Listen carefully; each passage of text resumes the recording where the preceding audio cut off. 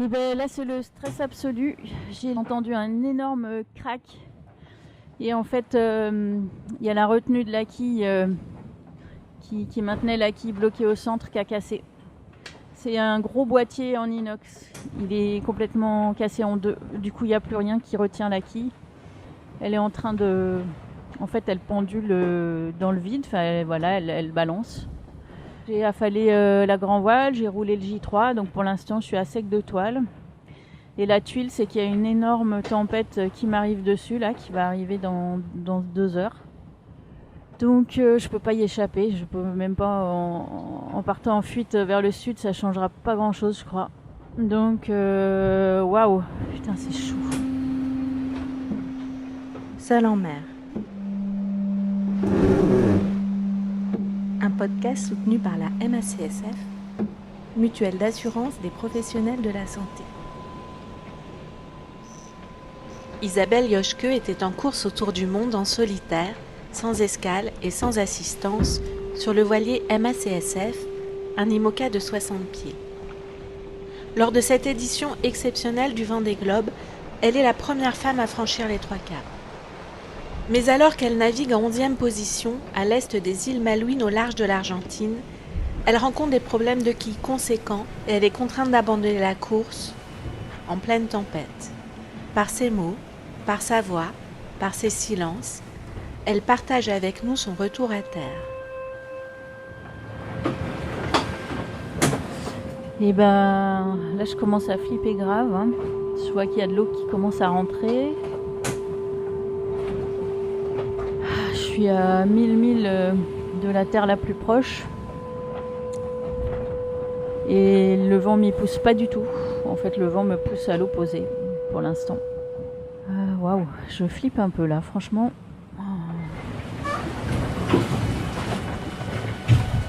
Alors donc, j'ai ma grand voile qui a affalé.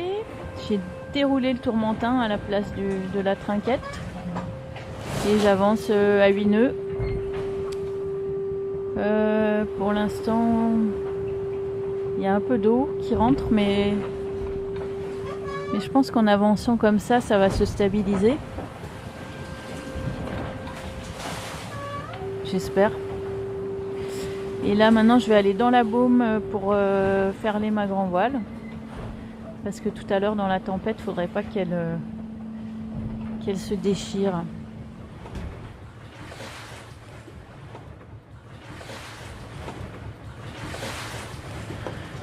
Bon bah ça fait 3 heures que j'écope quasiment en continu les fonds parce qu'il y a une entrée d'eau permanente. Alors j'arrive à étaler, mais il faut quand même être dessus. Et je me sens comme une espèce d'automate là qui fait les choses mécaniquement. Un peu comme si là il n'y a pas d'émotion qui a envie de se pointer. Ou c'est peut-être moi qui n'ai pas super envie là d'être dans l'émotion. Je me sens un peu lobotomisée en fait. Je crois que je suis sous le choc. Du coup, je suis partie en fuite. La tempête est en train tranquillement de m'arriver dessus. Pour l'instant, le bateau me paraît en sécurité. Mais j'espère que ça va pas être trop gros et trop fort tout à l'heure. Et puis voilà, en attendant que mon cerveau se décoince, je vais aller me faire un plat de pâtes, je crois.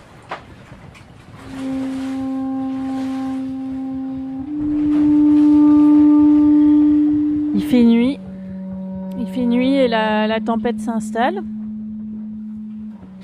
avec la mer qui grossit. Je pense que je vais pas passer une très bonne nuit. Il y a l'eau qui rentre toujours. Là, je suis à une moyenne de 20 seaux d'eau de l'heure. J'ai commencé à utiliser la pompe de cale aussi. J'ai des frissons à chaque fois que le bateau prend une grosse vague. Je croise les doigts. Vraiment, je croise les doigts pour que ça se passe bien. Et je suis triste. Ça y est. Je mesure tout ce que ça veut dire. n'y aura pas d'arrivée au sable. Je bouclerai pas la boucle. Du moins pas celle-là. Je trouve ça injuste. Je trouve que j'ai eu tellement d'ennuis depuis le début. Je trouve que c'est vraiment injuste. Wow, et là, il y a des vagues. C'est pas bon. Ah, c'est dur, vraiment, c'est dur.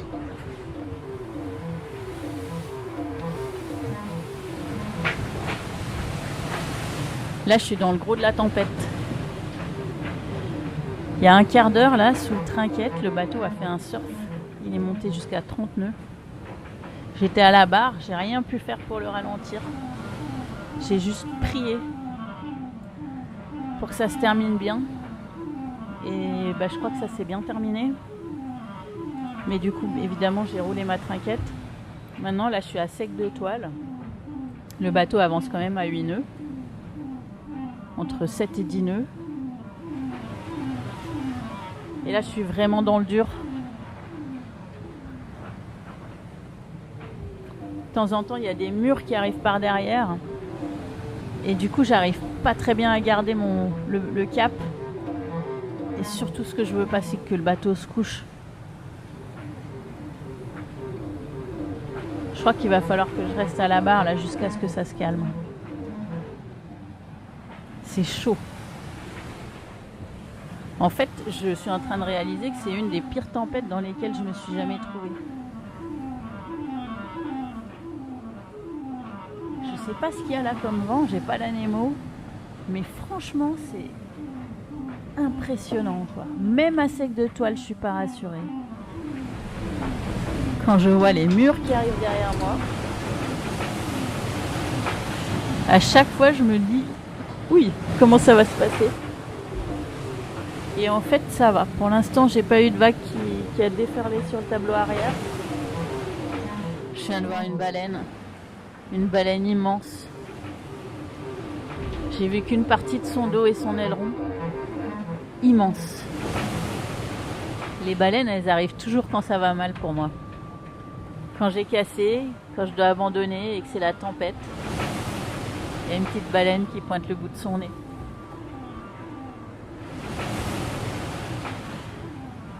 Quand je pense que la baleine, elle est parfaitement à l'aise dans ces conditions.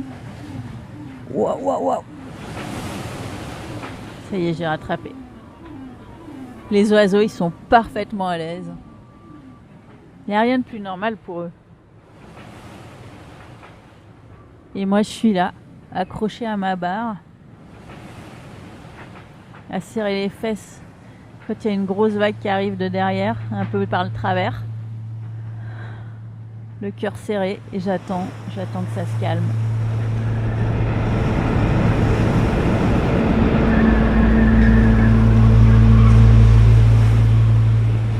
Il est 1h30 du matin en France. Ici, c'est la nuit aussi. Et mon bateau vient de se coucher violemment. J'ai failli chavirer. J'ai pris tout sur la figure, tous les sacs. Les sacs qui n'étaient pas complètement fermés se sont vidés.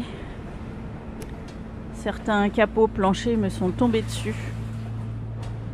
Et sur le moment, je me suis dit que ça y est, j'allais chavirer, j'allais finir à l'envers. Et en fait, le bateau est revenu. Mais la quille s'est coincée sur l'extrémité avec le vérin. Et du coup, pendant un moment, j'avais la quille pendulée complètement d'un côté. Et puis ça s'est décroché. Et du coup, il y a le deuxième soufflet du boîtier de quille qui est cassé. Ça veut dire qu'il y a potentiellement une deuxième voie d'eau. Et oh là là, et là ça chauffe. J'espère que ça va pas se reproduire. Mon Dieu. Oh. Waouh. Bon, c'était juste un gros surf. Mais tout à l'heure, ça s'est passé comme ça. Un gros surf et puis le bateau s'est couché. Là, c'est bon. Je suis carrément pas rassurée. En fait, je suis pas rassurée. En même temps, je me dis, si ça se passe mal, je chavire. Mon bateau va pas couler. J'aurai toujours un toit à l'envers. Mais ouais, ce serait bien quand même que je m'en sorte à l'endroit. En fait, ce qui est chaud, c'est qu'à la fin de la tempête, les vagues sont fortes encore, sont très fortes. Et c'est là qu'arrivent les mauvaises surprises. Et je crois que je suis vraiment dans ce truc-là de fin de tempête, un résiduel de vagues énorme, le vent qui se calme un peu. Bon, il y a encore bien 30 nœuds, sans doute plus. Mais voilà, c'est peut-être le moment critique là maintenant. Donc je croise les doigts. Vraiment, je croise les doigts. La nuit va pas être facile. Mes couvertures sont trempées. En fait, tout est tombé dans l'endroit qui prend l'eau. Là, le côté tribord, en fait, il y a une grande bassine qui est souvent remplie d'eau. Si j'écope pas pendant 2 heures, elle est pleine d'eau. Et tout est tombé dedans, mes couvertures, mon oreiller, mes vêtements, ma nourriture. Et là, je regarde le plafond et je vois qu'il y a de la soupe miso et des restes de crackers. Donc en fait, parce que j'étais en train de me préparer une soupe au moment où le bateau s'est couché. J'en déduis que le bateau a fait plus que 90 degrés pour que la soupe aille si haut. Je pense qu'on a dû aller vraiment au max, limite chavirage.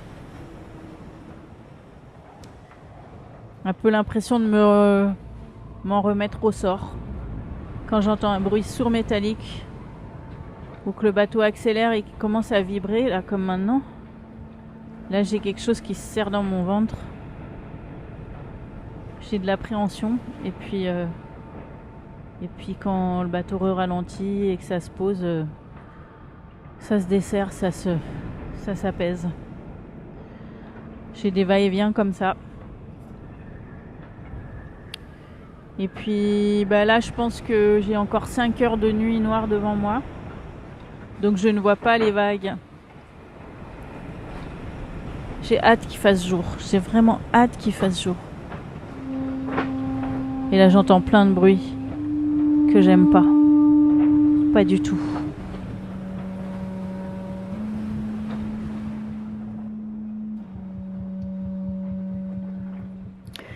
« 12 janvier 2021. Je me situe par 38 degrés sud à 1000 milles à l'est de l'Argentine.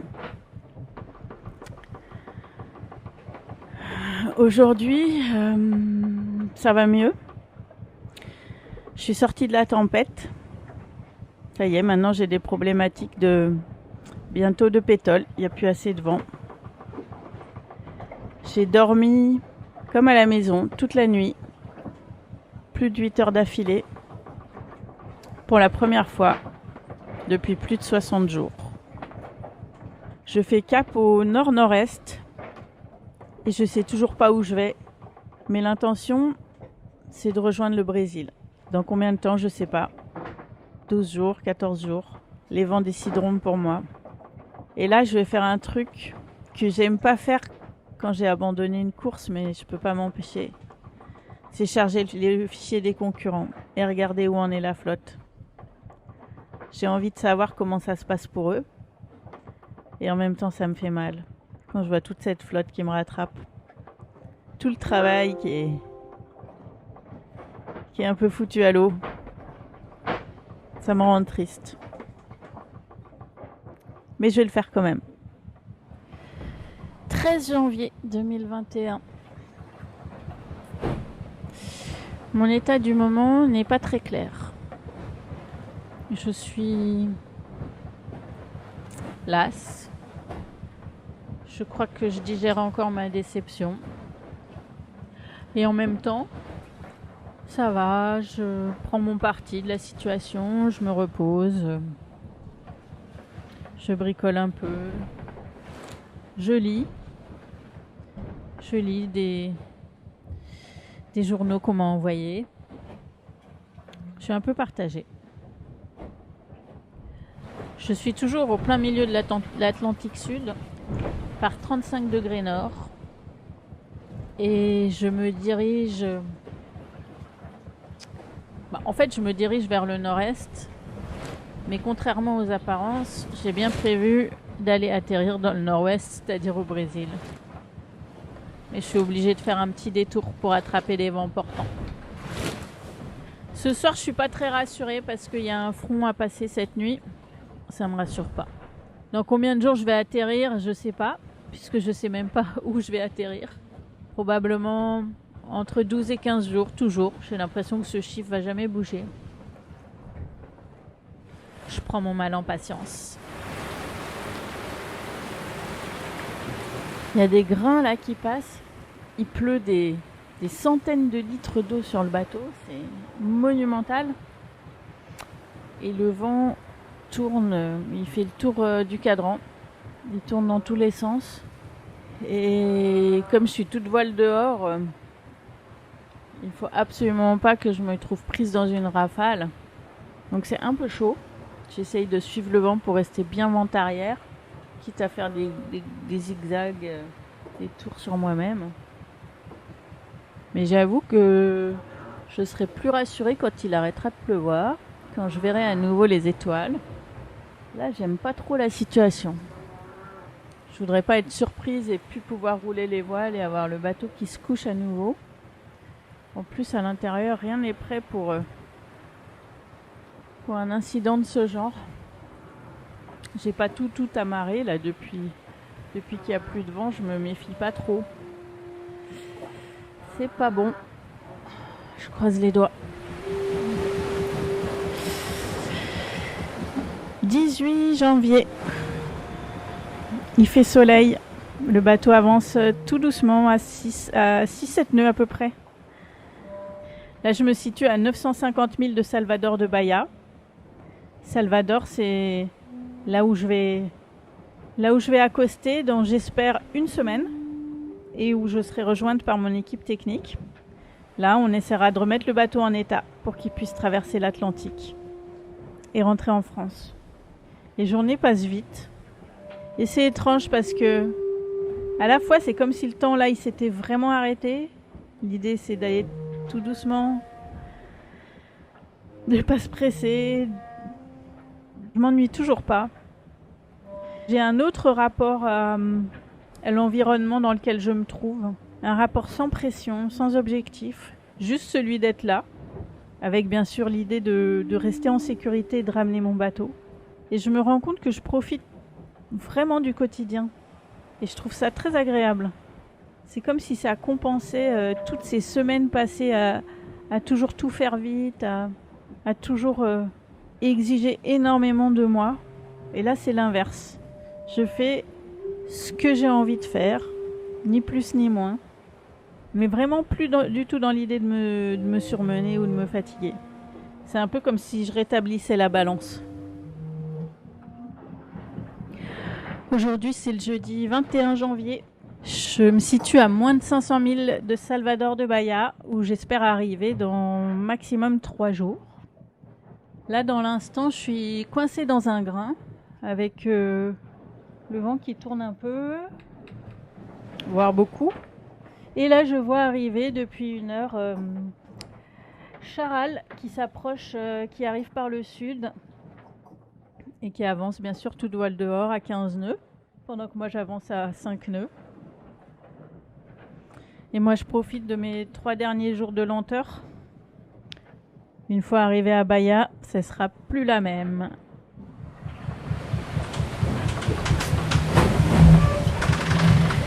Samedi 23 janvier.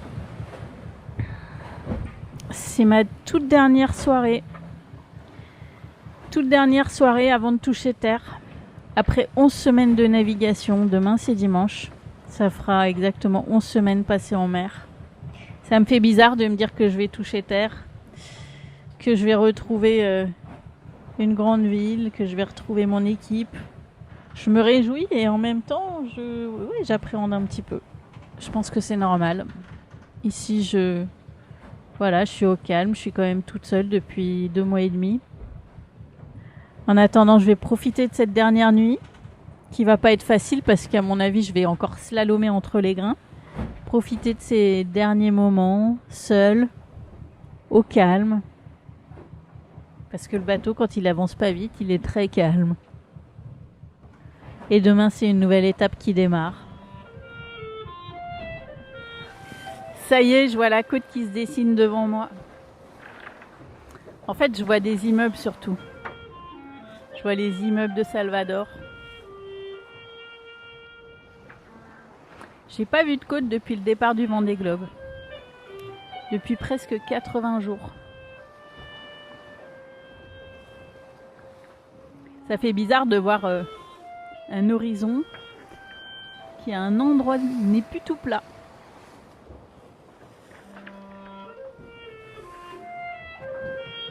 Ça y est, je suis en train de rentrer dans la baie de Bahia. Je viens de faire mon dernier empannage. C'est toujours aussi impressionnant cette ville. Ça me rappelle tout plein de souvenirs en fait. J'adore venir ici. Ça me rappelle ma première mini transat, ma deuxième. Et le Brésil, c'est quand même un pays de dingue. Allez, dans 2 heures la terre ferme. Bon, les gars sont arrivés. Ils sont sur le Zodiac à côté de moi. C'est l'agence touriste qui sont arrivés à 5. Et moi, je suis hyper émue. Parce que je suis en train de comprendre que ce voyage touche à sa fin. Et c'est un grand voyage. Je me mets à l'intérieur parce que j'ai pas envie que les gars me voient pleurer. C'est con. Mais c'est comme ça. En fait, je suis aussi émue que le jour où je suis partie. Peu importe que ça se termine à Salvador ou au sable. C'était quand même un immense voyage.